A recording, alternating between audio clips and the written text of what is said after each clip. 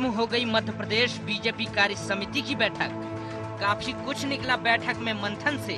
सवाल भी खड़े हो रहे हैं कई मुद्दों पर। आखिर सीएम शिवराज ने अपने ही नेताओं को दो टूक चेतावनी क्यों दी? क्यों गैर हाजिर रहे पार्टी के नेता और क्यों बार बार भाजपा की बैठक में सिंधिया घराने का जिक्र होता रहा? 2 दिनों के दौरान मिशन 2018 से लेकर निकाय चुनावों तक, केंद्र की योजनाओं से लेकर प्रदेश भाजपा के कामकाज तक सब पर विस्तार से चर्चा हुई।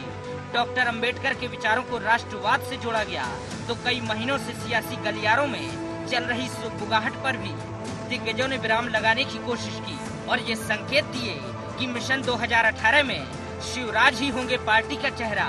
कहीं नहीं जाएंगे, वो यहीं रहेंगे और 200 पार का आंकड़ा छुएगी पार्टी।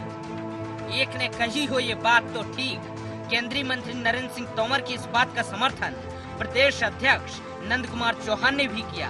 बैठक के आखिरी दिन सीएम शिवराज सिंह चौहान ने भी संबोधित किया। कांग्रेस से लेकर अपनों तक को नहीं छोड़ा निशाने पर लेने से। नाम लिए बिना कांग्रेस सांसद ज्योतिरादित्य सिंधिया पर निशाना साधा तो बैठक से गैर हाजिर रहने वाले नेताओं को दो टूक कही, जो बैठक में नहीं आ सकते वो इस्तीफा दे दे। ट्रस्टों की जमीन को व्यापार का साधन बना लिया गया। शिवपुरी जैसे जिलों में हजारों एकड़ जमीन जहां गरीब बसते थे, 700 एकड़ से ज्यादा जमीन पर कब्जा करके बाउंड्री वाल बना दी गई और इसलिए राजमाता जी के चरणों में हमेशा ये शीश झुका रहेगा, सदैव नवा रहेगा।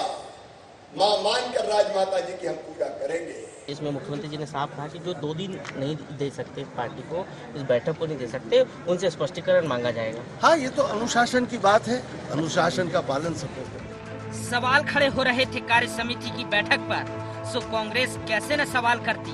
भाजपा के 200 पार के लक्ष्य पर चुटकी ली, क्या कहा सुनिए जरा। देखिए, सर्वे हम लोगों के यहाँ भी होता है और हुआ भी है, लेकिन जो भारतीय जनता पार्टी का सर्वे है कि 180 और 200 पार, ये थोड़ा कुछ ज़्यादा ही हो गया है। ऐसा सही सर्वे का रिजल्ट आएगा चुनाव के 6 महीने पहले। अभी के हालात में वो तो 230 कहते।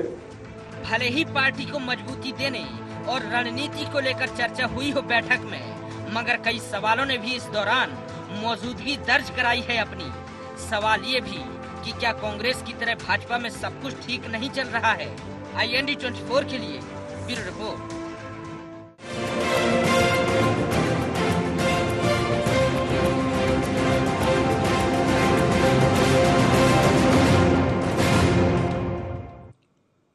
एजेंडा में आपका स्वागत है। मैं हूं राकेश अग्निहोत्री।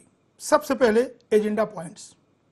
क्या कार्य समिति की बैठक का संगठन और सरकार की शैली पर असर दिखेगा? अगर हाँ, तो क्या वाकई भाजपा 200 पार का टारगेट हासिल कर पाएगी? बैठक में नेताओं के गैर हाजिर रहने और यशोधरा की नाराजगी के क्या मायने? क्या 2018 विधानसभा चुनाव में मजबूत होगी कांग्रेस? समिति और सवाल पर चर्चा के लिए हमारे साथ स्टूडियो में मौजूद हैं वरिष्ठ पत्रकार रमेश शर्मा जी, भाजपा नेता प्रकाश मीरचंदानी और कांग्रेस के हमारे वरिष्ठ नेता अवनीश भार्गव जी। सबसे पहले प्रकाश मीरचंदानी जी, हम आपके पास आना चाहेंगे जी। मोहन खेड़ा में 2 दिन का मंथन, अपनों को भी नसीहत और सिंधिया जैसे नेताओं को निशाने पर ले रही है कांग्रेस। वजह क्या है? सिंधिया को लेकर के जो बयान अटेर चुनाव में दिया था शिवराज सिंह चौहान ने, उसके बाद वो सफाई देते हैं और आज राजमाता के सब कुछ बताते हुए वो ज्योतिरादित्य पर ट्रस्ट की जमीन को लेकर के निशाना साधते हैं। वजह क्या है? क्या सिंधिया की अटेर में जीत के आहट से परेशान है? नहीं, ऐसा कोई किसी से परेशान नहीं है राकेश जी। ज्योतिरादित्य सिंधिया कांग्रेस के कद्दावर नेता हैं। इस नाते से हमारा धर्म बनता है कि हम उनके द्वारा जो उनके शिवपुरी क्षेत्र में, जो उनकी लोकसभा क्षेत्र में जो गतिविधियां वो संचालित कर रहे हैं और जो न्याय संगत नहीं है या तर्क संगत नहीं है, उस पर स्वाभाविक है बातचीत करना। अब ये तो कांग्रेस के नेता उनके क्रियाकलापों का जवाब देने की बजाय राजमाता सिंधिया जी को उससे जोड़ लेते हैं। राजमाता सिंधिया जी का जीवन अलग जीवन है, वो सात्विक जीवन है, व्यक्ति के देश के प्रति समर्पित जीवन है, एक श्रद्धा व्यक्ति उनके प्रति रखता है, उस नाते से वो जीवन है। और वहीं ज्योतिरादित्य सिंधिया एक सामंतवादी सोच वाले व्यक्ति, ये सिंधिया अलग कर देने की बात है। यहाँ पर सिंधिया को नहीं जोड़ना चाहिए। व्यक्ति जो ज्योतिरादित्य हैं, जिनको श्रीमंत कहलाना अपने आप को पसंद करते हैं, वो महाराजा अपने आप को कहलाना पसंद करते हैं, जबकि लोकतंत्र में जनता सर्वोपरि होती है, वही महाराजा होती है, वही राजा होती है, जनता के लिए सारे सेवक होते हैं। मैंने निशाने तो पर सिंधिया है और राजमाता को लेकर वो सफाई दे रहे हैं। राजमाता जी का अलग विषय है। ये जो गाहे बगाहे जोड़ा जा रहा है वाया मीडिया या कुछ कांग्रेसी लोगों के द्वारा, तो ये ठीक नहीं है। इसको नहीं ऐसा जोड़ना चाहिए। राजमाता जी श्रद्धेय राजमाता जी हैं, मान वो अलग विषय अलग है। निश्चित तौर पर उनके पोस्टर बैनर आज वहां पर मोहन खेड़ा में नहीं दिखाई दिए, जो चर्चा का विषय बने। हम आपको रोकना चाहेंगे प्रकाश जी, हम आ रहे हैं आपके पास। अवनीश जी, सिंधिया को लेकर ज्योतिरादित्य सिंधिया को जिस तरह शिवराज अटेर में, उसके बाद सफाई और फिर बीजेपी कार्यकर्ताओं के सामने ट्रस्ट की भूमि को लेकर के घोटाला, आने वाले समय में क्या उम्मीद करें? कांग्रेस इस आरोप को कितनी गंभीरता से लेगी? राकेश जी, अटेर विधानसभा के उपचुनाव में माननीय मुख्यमंत्री जी ने जो सिंधिया परिवार के ऊपर हमला किया, उसके परिणाम उनने देखे हैं। पार्टी के अंदर भी जो हुआ, वसुंधरा राजे हों, यशोधरा राजे हों, माया सिंह जी हों, सबने दूरी बना ली वहाँ से। भारतीय जनता पार्टी में कई दो धड़े बन गए थे उसको समर्थन में और विरोध में।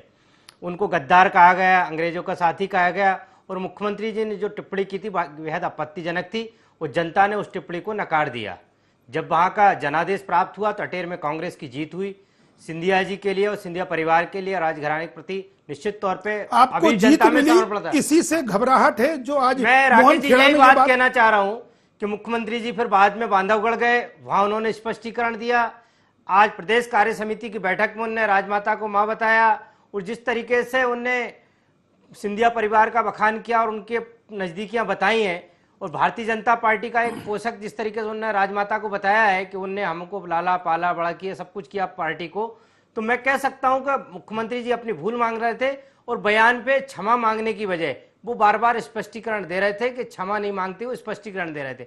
वो सिंधिया जी का भूत पूरी भारतीय जनता पार्टी और माननीय शिवराज सिंह के सर के ऊपर चढ़ गया है। आज उन्होंने प्रदेश कार्य समिति में, आपने कह रहे नाम नहीं लिया, नाम ज्योतिरादित्य सिंधिया जी का लिया, उन्होंने कहा नाम लेके हमला किया है। जिस तरीके से वो उनकी हार हुई और प्रदेश की जनता में जिस तरीके से उसके खिलाफ एक वातावरण बना था, तो माननीय मुख्यमंत्री जी भारतीय जनता पार्टी को कटघरे में खड़ा किया है, और उससे नुकसान भारतीय जनता पार्टी को होता दिख रहा है। उस डैमेज कंट्रोल के लिए हम आपके पास बदला है, बात बदली है। हम आपके पास लौटेंगे। रमेश जी, आपका लंबा अनुभव है राजमाता के साथ से लेकर के लंबा, जिस तरह शिवराज का बयान अटेर में आता है, बांधवगढ़ में सफाई देते हैं, नरेंद्र मोदी वहां दिल्ली में ज्योतिरादित्य की मौजूदगी में सिंधिया घराने को एक तरह से क्लीन चिट देते हैं, और आज एक बार फिर कांग्रेस बीजेपी के कार्यकर्ताओं के सामने जब शिवराज मुखातिब होते हैं तो ट्रस्ट को लेकर के सिंधिया को निशाने पर, और वसुंधरा राजे और यशोदा राजे को अपना एक मास लीडर और राजमाता के प्रति पूरे समर्पित नजर आते हैं। वजह क्या है? जो फोरम था वहां पर सिंधिया को सामने लाने की बात। देखिए, मोटे तौर पर इस बात से हमको दो ध्वनि निकलती है। कहीं ना कहीं शिवराज जी ने सिंधिया परिवार को दो भागों में बांटा। एक वो लोग जो कांग्रेस में है और दूसरे वो पक्ष जो भारतीय जनता पार्टी में है। उन्होंने अटेर से लेकर के आज की तारीख मोहन खेड़ा तक जो भाजपा में जो सिंधिया परिवार के लोग हैं उनकी उन्होंने प्रशंसा की। राजमाता जी के बारे में कहा, हम सब ने सुना है। लेकिन इससे मुझे एक बात प्रतिध्वनि लग रही है अटेर से लेकर के आज तक। आप अगर देखें कि उपचुनाव में एक सीट का जीतना और एक सीट का हारना कोई बहुत मायने नहीं रखता है। हालांकि वोट भाजपा का बढ़ा है, अटेर में भी बढ़ा है और बांधवगढ़ में भी हार के बावजूद उन्होंने कवर किया। लेकिन मुझे लग रहा है कि कहीं ना कहीं अगले लोकसभा चुनाव में भाजपा सिंधिया को टारगेट करके चुनाव लड़ेगी। लोकसभा में भाजपा की जो शैली रही है, खासतौर से संगठन की, और शिवराज की जो शैली रही है, शिवराज कई बार जो विपक्ष में बहुत ज्यादा जिनको अपन कहते हैं महारथी हो सकते हैं या जिनकी बहुत जड़ें गहरी हैं, उनको टारगेट करके काम करने की आदत रही है। तो मुझे लग रहा है कि अगले लोकसभा चुनाव में ये 2019 की तैयारी है, और 2018 में कहीं ना कहीं सिंधिया के प्रभाव सारे के क्षेत्रों पर कब्जा करने की रणनीति, और उससे बेहतर 2019 में सिंधिया को कहीं ना कहीं लोकसभा का रास्ता माने आप ये कह रहे हैं कि शिवराज ये समझ चुके हैं कि आना जो मुकाबला है वो सिंधिया को कांग्रेस प्रोजेक्ट कर सकती है, और निश्चित रूप से हाँ, संभावना इसी बात की। रमेश जी, जब अटकले, आज तो अजय सिंह ने भी सफाई दी है और बाकायदा सुरजेवाला ने दिल्ली में भी सफाई कल दी है कि कमलनाथ कमल नहीं थाम रहे, तो कमलनाथ को बिल्कुल न टच करते हुए और सीधे सिंधिया पे निशाना, वो भी ट्रस्ट को लेकर, माने एक भ्रष्टाचार को क्या बीजेपी एक बड़ा मुद्दा वो भी सिंधिया के खिलाफ बनाने जा रही है। अगर आपको याद हो तो पहले प्रभात झा ने भी प्रदेश अध्यक्ष रहते हुए एक बार मोर्चा खोला था। निश्चित रूप से ये आपने बिल्कुल सही कहा। अभी हम कांग्रेस के 3-4 नेताओं की बात करें, कमलनाथ का पार्टी में अच्छा प्रभाव है और एक अच्छे रणनीतिकार हैं, लेकिन उनका जनता में उतना प्रभाव नहीं है। यही स्थिति लगभग अजय सिंह की भी है और यही स्थिति अरुण यादव जी की भी है। अगर थोड़ा सा पब्लिक में अपने क्षेत्र में अगर कोई सबसे ज्यादा प्रभावशाली है, खासतौर से मध्य भारत और मालवा में, यद्यपि सिंधियाओं का राज्य मालवा में नहीं रहा, लेकिन फिर भी मध्य भारत और मालवा में और कहीं ना कहीं वो बुंदेलखंड को भी प्रभावित करते हैं। ऐसी स्थिति में आधे मध्य प्रदेश में अगर प्रभाव दिखता है तो ज्योतिरादित्य का प्रभाव दिखता है, उनके परिवार का प्रभाव है क्षेत्र के अंदर, जनता में उन लोगों का के प्रति सम्मान भी रहा है। यही कारण है कि उस एक डायलॉग को लेकर के विवाद भी खड़ा हुआ।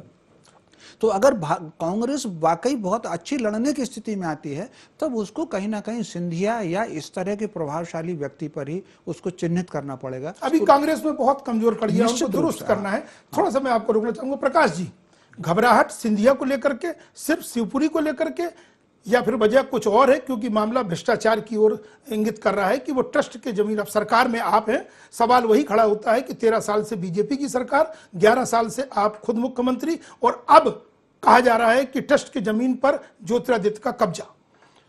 देखिए राकेश जी, 700 एकड़ जमीन पर बाउंड्री वाल बनाकर उसको ट्रस्ट के नाम से कर लेना, ये कोई, आप मुझे लगता है कि ये कोई छोटी बात है? बहुत बड़ा मामला है। लगा सरकार सो रही थी क्या? नहीं सर, देखिए ये आज विषय चल रहे हैं, जांचें चल रही हैं, न्यायालय में लंबित हैं प्रकरण सारे। इस सारी चीजों को अगर आज हम अपने कार्यकर्ताओं के बीच में नहीं बताते हैं या बातचीत नहीं करते हैं तो ये क्या उचित रहेगा? बिल्कुल उचित नहीं रहता। इसीलिए माननीय मुख्यमंत्री जी ने ये सारी बात बताई है। और वहीं जैसा अभी अश्विनी जी के, अवनीश जी की बातों से ही आपने देखा कि ये ज्योतिरादित्य सिंधिया की बात करने की बजाय राजमाता सिंधिया पे चले जाते हैं। मतलब आप अपने शब्द जबरदस्ती के आप हमारे मुंह में डालिए और ये कहिए कि हाँ ये आप सफाई तो शिवराज जी ने फोरम में दी है ना, राजमाता को लेकर के। पहले उन्होंने सिंधिया घराने पर अटेर बोला था ना राकेश जी। आज अगर ज्योतिरादित्य सिंधिया राजमाता जी के घराने से आते हैं या उनकी नीतियां अगर वो फॉलो नहीं करते हैं या उनका अनुसरण वो नहीं करते हैं, तो क्या सीधे सीधे बोलो ना, वो कांग्रेस में है इसलिए उनसे लड़ाई लड़ी जाएगी। बिल्कुल लड़ी जाएगी, जो कुछ होगा सब लड़ी जाएगी, बिल्कुल लड़ी जाएगी। तो सवाल वही है कि अगर ट्रस्ट के घोटाले में वो, सुनिए मेरी बात, ट्रस्ट के घोटाले में वो उलझे हैं तो आपकी सरकार और प्रशासन क्या कर रहा है? नहीं देखिए, मेरा ये कहना है कि इसकी व्यापक जांच हो रही है और अगर कोई तथ्य है तो ही माननीय मुख्यमंत्री जी ने उस बात की जिक्र किया है हमारे सबके बीच में वहां पर। और मैं फिर एक बार कहना चाहता हूं कि हमारे लिए ज्योतिरादित्य सिंधिया महत्वपूर्ण नहीं है, हमारे लिए राजमाता सिंधिया जी, यशोधरा जी, वसुंधरा जी, माया सिंह जी, ये महत्वपूर्ण लोग हैं। वो तो शिवराज जी ने साफ कर दिया।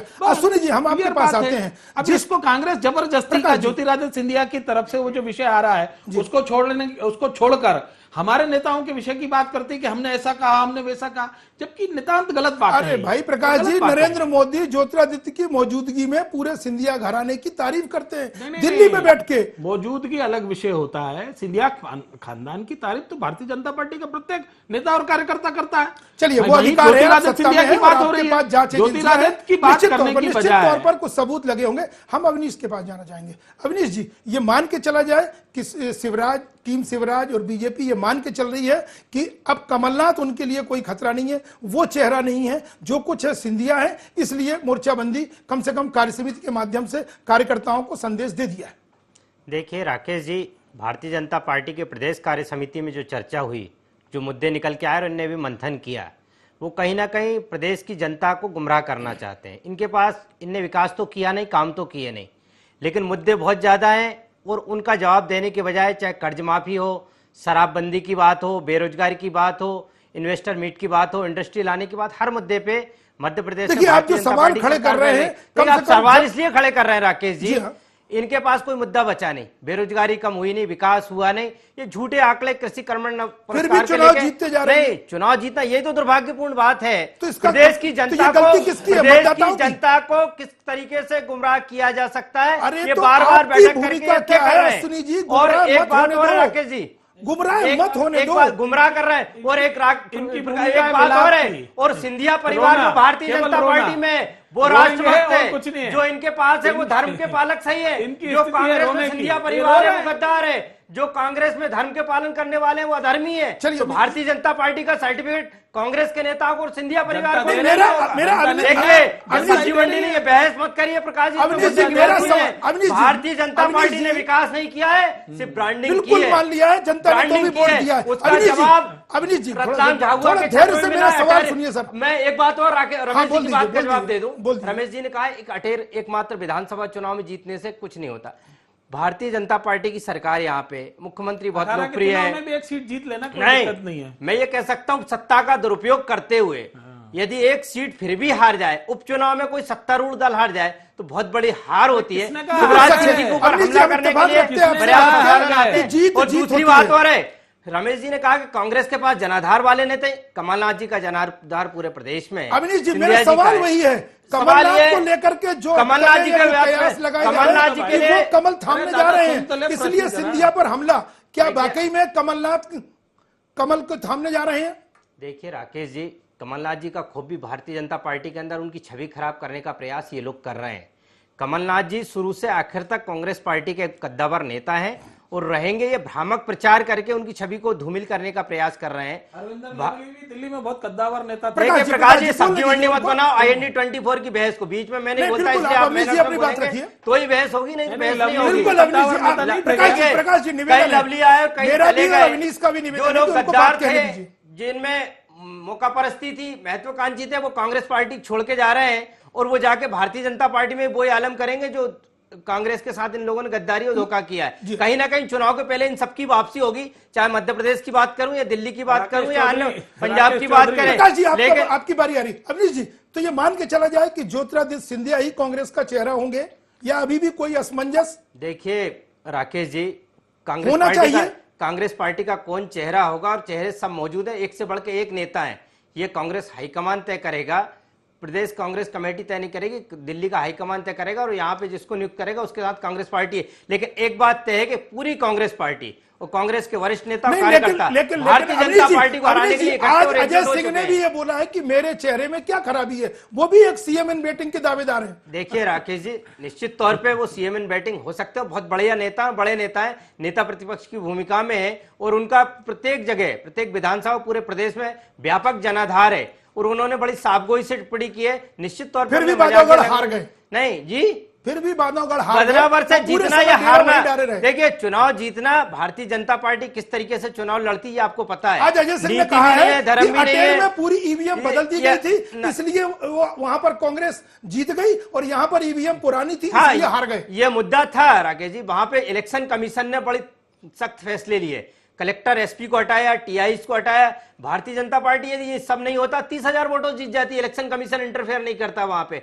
मैं निश्चित तौर पे कह सकता हूं निष्पक्ष चुनाव हुआ, इसलिए कांग्रेस की जीत हुई। चलिए हम भारतीय जनता पार्टी की, हम थोड़ा सा आगे बढ़ा जाएंगे। फिर एक बार हम प्रकाश जी आपके पास आते हैं। नंदू भैया, शिवराज का बयान तो आपने सुन लिया, नंदू भैया ने भी आज बोला है कि अगर ट्वीट करना है तो मोदी के जो ट्वीट है उनको रिट्वीट करो, लेकिन कुछ सिरफिरे लोग ट्वीट कर देते हैं, उनसे पूरी मेहनत पर पानी फिर जाता है। वो सिरफिरे बीजेपी में कौन है?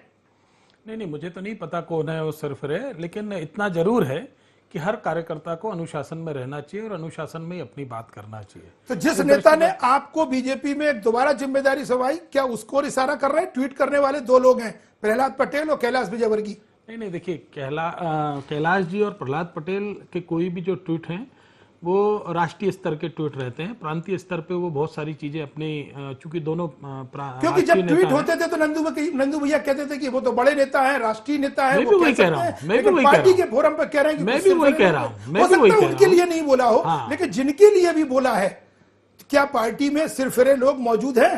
नहीं, देखिए सिरफिरा तो कोई है नहीं, ऐसा विषय नहीं है, लेकिन कार्यकर्ताओं को, चूंकि अध्यक्ष जी अपने परिवार के साथ बैठे हैं, वहाँ पर हमारी पार्टी एक, हम परिवार का भाव लेके काम करते हैं, हमारे कार्यकर्ता सारे परिवार के व्यक्ति सदस्य होते हैं, उस नाते से एक, चूंकि पेरेंट्स हैं वो हमारे अध्यक्ष हैं, इस नाते से अगर कोई सलाह देनी है या कोई मार्गदर्शन देना, इस दृष्टिगत उन्होंने कहा होगा। इसको बहुत राजनीतिक एंगल से नहीं देखना चाहिए, ये राजनीतिक का विषय नहीं है। हमारे कार्यकर्ता हैं, हमारे कार्यकर्ताओं को समझाइश माननीय अध्यक्ष जी दे सकते हैं और उन्होंने दी है, इसमें कहीं कोई बहुत ज्यादा विषय नहीं। अगर ये बात पार्टी के फोरम पर, सबसे बड़े फोरम प्रदेश कार्य समिति में प्रदेश अध्यक्ष द्वारा आती है, ये नसीहत हो सकती है, मशवरा हो सकता है, सलाह हो सकती है, लेकिन इसके मायने क्या निकाले जाएं?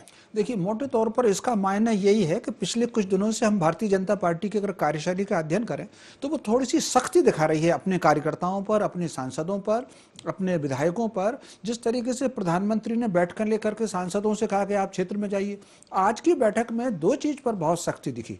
एक तो ये सख्ती दिखी कि आपको बैठकों में हाजिर होना है। विधानसभा में अगर आप विधानसभा सत्र के दौरान एक बार विधायकों से भी मुख्यमंत्री ने अपने निवास पर बुला करके भोजन पर कहा था कि आपको विधायक दल में, आपको विधानसभा में आना है। बिल्कुल इसी तरीके से कहीं ना कहीं पार्टी जनता से जुड़ाव के प्रति थोड़ी सख्त दिख रही है कि आपको बैठकों में भी आना है, आपको विधानसभा में जाना है। और एक और बात सांसदों और विधायकों को कही गई है कि वो अपने क्षेत्र में जाएं और कम से कम सप्ताह में 1 रात 2 रात वहां पर बिताएं। वो तो नहीं हो रहा है आदरणीय रमेश जी। हाँ, वो हो, लेकिन ना मंत्री ना विधायक रात तो गुजारना की दूर बात है, परिवार वाले जिलों में नहीं जाते हैं। कुल मिलाकर के पार्टी का नेतृत्व या उनके संगठन की कमान संभालने वाले लोग क्या निर्देश दे रहे हैं, ये बहुत महत्वपूर्ण है। और अगर आप देखेंगे इस बार जिस तरीके से एटीट्यूड मुझे भाजपा का दिख रहा है, जब चुनाव में वो टिकट बांटने के लिए आएंगे, उन सारे लोगों के टिकट बहुत संभावना इस बात की है कि साफ कर दिए जाएंगे जिन्होंने पार्टी के निर्देशों का विधिवत पालन नहीं किया। ये शक्ति उन्होंने दिल्ली महानगर पालिका में जो दिखाई थी, ये शक्ति कहीं ना कहीं अब प्रदेशों में दिखेगी। इस पूरी कार्य समिति की बैठक में, यद्यपि कहने के लिए ये उनकी नियमित बैठक थी, वो हर 3 महीने में बैठते हैं, लेकिन इस नियमित बैठक में भी बिल्कुल 2018 और 2019 की झलक मिली। सबसे बड़ी बात जो पिछले 1 साल से जमीन पर जो काम कर रहे थे आरएसएस के लोग और भाजपा के लोग, अंबेडकर को लेकर, अंबेडकर का चेहरा सामने रख करके वो समाज का जो पिछड़ा हुआ अंत्योदय वाला जो तबका था, बहुत जिसको हम दलित भी कह सकते हैं, उन लोगों के बीच में जाकर के और उनको मूल धारा में जोड़ करके सामाजिक समरसता का जो उन्होंने अभियान चलाया था। और अगर आपको याद हो, उन्होंने एक नारा दिया था, रमेश जी, हम निश्चित तौर पर एक लाइन में कहकर खत्म कर रहा हूं। उन्होंने एक नारा दिया था कि एक मंदिर, एक कुआं और एक शमशान, ताकि गांव में एकता बने। ये झलक इस कार्य समिति में देखी गई है। चलिए अवनीश जी, हम आपके पास आएंगे। आज मोहन खेड़ा का तो जो कार्य समिति वो समाप्त हुई, लेकिन आज मीडिया से अजय सिंह भी रूबरू हुए। खुद को भी उन्होंने कहा कि मेरे चेहरे में क्या खराबी है। नेता प्रोजेक्ट किए जाने की बात को वो कह देते हैं कि दिल्ली हाईकमान फैसला करेगा, लेकिन दो ब्यूरोक्रेसी और मीडिया मैनेजमेंट को लेकर उनकी कसक देखने को मिली। वो कहते हैं कि हम अविश्वास प्रस्ताव लाते हैं तो मीडिया मैनेज हो जाता है और खबर दूसरे दिन अखबारों से गोल हो जाती है, और ब्यूरोक्रेसी कम से कम मध्य प्रदेश में बेलगाम। उन्होंने कहा कि मध्य प्रदेश के सबसे बढ़िया, सबसे बेहतर मुख्यमंत्री डीपी मिश्रा को बताया और देश की प्रधानमंत्री इंदिरा गांधी को। तो आप क्या मानते हैं कि मध्य प्रदेश में अजय सिंह जिस लाइन पर आगे बढ़ रहे हैं या जो बात बोल रहे हैं, तो उसमें दिग्विजय सिंह जैसे 10 साल रहे हैं, बाकी जो अर्जुन सिंह मुख्यमंत्री रहे, ये सब अपनी छाप छोड़ने में सफल नहीं रहे, और अब अजय सिंह क्या खुद को उस दौड़ में मान रहे हैं या वाकई में दौड़ से बाहर सिंधिया और कमलनाथ का इंतजार कर रहे हैं? देखिए राकेश जी, अजय सिंह जी ने बात कही, बड़ी साफगोई से कही। श्री डीपी मिश्रा जी कह सकते हैं सबसे बढ़िया मुख्यमंत्री और बढ़िया प्रशासक रहे। उनकी मजबूत पकड़ ब्यूरोक्रेट्स में भी थी और पूरे प्रदेश में थी। ये बात उन्होंने स्वीकार की है और ये बात प्रदेश की जनता भी जानती है कि इसमें कोई दो मत नहीं। इंदिरा जी के बारे में जो कहा है, प्रदेश की और देश की जनता जानती है कि इंदिरा जी देश की सबसे अच्छी प्रधानमंत्री थी। उनके काम आज भी याद किए जाते हैं और हमेशा याद किए जाएंगे। और उन्होंने जिस तरीके के बयान दिए हैं उनमें कोई किंतु परंतु बात नहीं है। खुद को उन्होंने मजाकिया लहजे में कहा है कि मेरे को मुख्यमंत्री बनने की कमी नहीं। लेकिन मान लिया वो मजाकिया लहजा था, हास प्रयास था, लेकिन मीडिया से कहीं उनकी अपेक्षाएं ज्यादा है या वाकई में वो? मैं मीडिया और ब्यूरोक्रेसी को लेकर जो बयान दो राहुल भैया के आए हैं उनके बारे में बता। ब्यूरोक्रेसी को लेकर राहुल भैया कांग्रेस पार्टी नहीं कह रही है कि इनकी मजबूत पकड़ जो थी शिवराज सिंह जी के मुख्यमंत्री जी कमजोर हुई। ये माननीय कैलाश विजयवर्गीय जी ने भी कहा था ब्यूरोक्रेसी बेलगाम हो चुकी है। नंदू भैया ने कहा था कि उनकी समझ कमजोर हो गई है। ये विवाद अभी 3 महीने पहले ही हुआ था। तो पूरी भारतीय जनता पार्टी के लोग भी कह रहे हैं और प्रदेश की जनता और राहुल भैया कांग्रेस पार्टी मानती है कि शिवराज सिंह जी की जो पकड़ ब्यूरोक्रेसी पे होना चाहिए था वो कमजोर हुई है। और एक के बाद एक आईएएस में गुटबाजी बढ़ी है, आईएएस के विवाद बढ़े हैं। निश्चित, मैं प्रकाश जी से टिप्पणी ले लूं। सही बात कही है, कैलाश विजयवर्गीय का उन्होंने नाम लिया है, लेकिन जो शारदा विहार में बैठक हुई थी उसमें कई नेताओं ने संघ के नेताओं के बीच में ब्यूरोक्रेसी पर सवाल उठाया था और आज उस बात को अजय सिंह ने एक बार फिर आगे बढ़ाया। नहीं देखिए, शिवराज की लगाम नहीं है ब्यूरोक्रेसी पर? नहीं, खूब लगाम है, खूब अच्छे से कसा हुआ है, कोई दिक्कत नहीं है। कुछ अधिकारी हैं जो मनमर्जी करते थे, इस नाते से कहना पड़ता है। व्यक्तिगत कहने की बजाय एक सार्वजनिक रूप से कह दीजिए तो वे व्यक्ति समझ जाता है, और वो सारे लोग समझ गए हैं। और जहां तक राहुल भैया का सवाल है, उन्होंने जो आज पीसी की है, उनका अंतरकल है कांग्रेस का। अच्छा, कि मैं बस क्यों बिल्कुल, नहीं बिल्कुल मैं क्यों नहीं बन सकता मुख्यमंत्री। रमेश जी, छोटी सी टिप्पणी, ब्यूरोक्रेसी को लेकर शिवराज पर सवाल खड़े होते रहे, फिर खड़े किए। ब्यूरोक्रेसी को लेकर के हर मुख्यमंत्री के ऊपर सवाल किए गए हैं। हालांकि अजय सिंह जी ने सबसे अच्छे प्रशासक द्वारका प्रसाद जी मिश्र को बताया है, लेकिन द्वारका प्रसाद मिश्र के समय ब्यूरोक्रेसी सबसे ज्यादा हावी थी, जिसके कारण कांग्रेस के विधायक नाराज थे। और अगर विधायक में टूटे हैं, डीपी मिश्रा की सरकार गिरी है, डीपी मिश्रा के समय संबित बनी है, उसके पीछे एक बड़ा वर्ग छत्तीसगढ़ के बुंदेलखंड के विधायकों ने कांग्रेस छोड़ दी थी। अब लेकिन चूंकि वो राजमाता सिंधिया की बड़ी भूमिका थी, राजमाता सिंधिया की भूमिका मध्य भारत तक थी। मुझे आप बताइए, गोविंद नारायण सिंह पर क्या था, राजा नरेश चंद्र सिंह पर राजमाता की भूमिका कैसे थी? तो कुल मिलाकर के डीपी मिश्रा के समय कांग्रेस टूट गई थी, यहां संबित की सरकार बनी। रमेश जी, हम चर्चा को यहीं पर विराम देना चाहेंगे। निश्चित तौर पर बीजेपी की कार्य समिति का समापन हो चुका है और अजय सिंह मीडिया के मार्फत कुछ नए संदेश देने की कोशिश कर रहे हैं। देखना होगा कि आने वाले समय में कांग्रेस और बीजेपी किस रोड मैप के साथ सामने आती है। IND एजेंडा में इतना ही। IND 24 देखते रहिए।